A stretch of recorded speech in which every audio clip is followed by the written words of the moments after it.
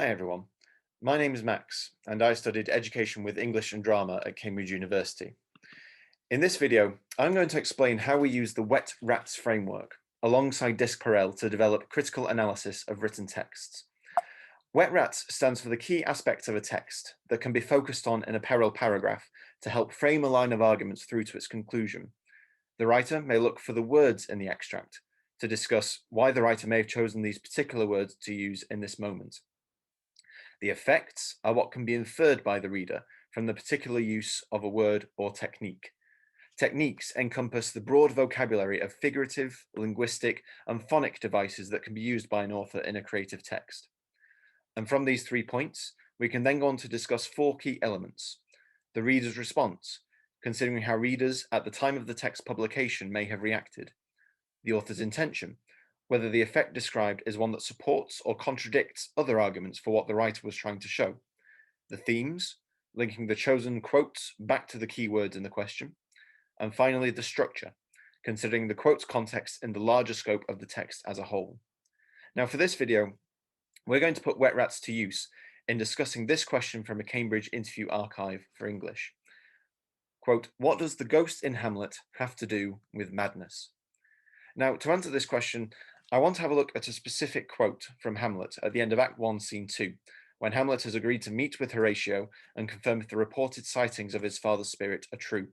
Now, the quote is this: "My father's spirit in arms, all is not well. I doubt some foul play, would the night were come. Till then sit still, my soul. Foul deeds will rise, though all the earth overwhelm them to men's eyes." Now, in the play, Hamlet's descent into madness is spurred when the vision of his father incites that Claudius murdered him. Sense and sensation are recurring motifs in this play, as Hamlet begins to question the materiality of the corporeal world. And in this quote in particular, the repeated language of spirits and souls implicate the ethereal and the implacable. And this is contrasted with the notion of overwhelming them to men's eyes, which intertwines the ethereal with the material, and the overwhelming effect that this would have. The link between the ethereality of death and the materiality of decay have been alluded to earlier in this scene, where the double meaning of the cold meats that furnished his father's funeral table, now adorning the table at his mother's remarriage to Claudius, infer the deterioration of Hamlet's father, both in body and in reputation, to uphold the new marriage.